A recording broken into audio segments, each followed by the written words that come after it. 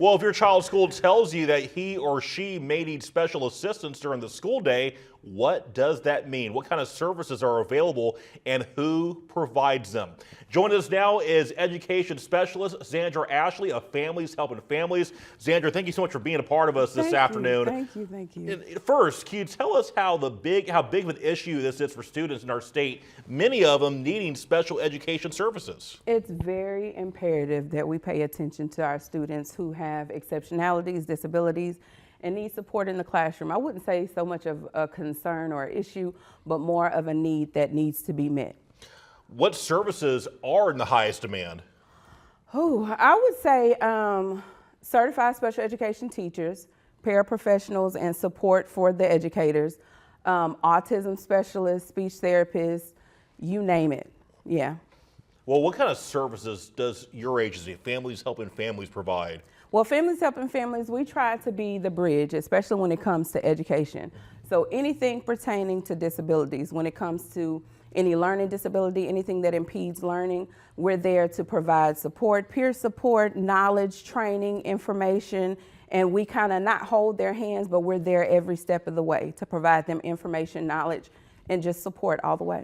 You know, how do families qualify for assistance at your agency? And are there income limits, and is it only available for kids in public schools? Absolutely not. We're here for every individual with disabilities. So Families Helping Families, we support individuals with disabilities from birth and beyond. So there is no limit, there is no certain qualification. And if you have a disability, anything that impedes on my side, as far as education, anything that impedes learning, if you think that your child has a disability or anything that is causing a challenge in the classroom, all you have to do is go to our website, Families Helping Families Region 7, FHFRegion7.com, and we have a form there where you can fill out a referral. If you know of a family, you could be a doctor, a teacher, a friend, whomever, or you can just put your email there to receive our emails, and you'll be up to date on trainings, webinars, and all of the above. So or give us a call. Just reach out to us. It's simple. What's the phone number? What's the phone number? It's 318-226-4541.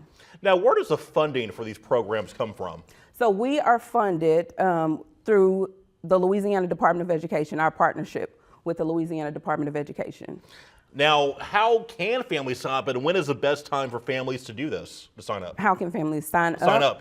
Anytime. Anytime you have a concern, or or you see someone that's struggling, you can either call us, you can come into our center, because we have a library, we have all kinds of things to provide knowledge and support. You can go to our website, definitely join our trainings, but I would definitely say just call. All it takes is starting with a phone call. That's it. We were talking before the segment started. You're from Bossier originally.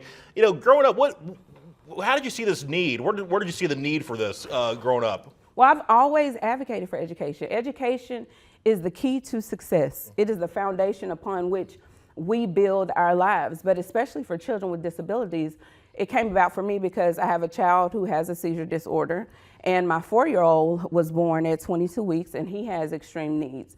So Families Helping Families was that beacon of light, to say, because when you have a child with a disability, you don't know what they need or how to provide those needs.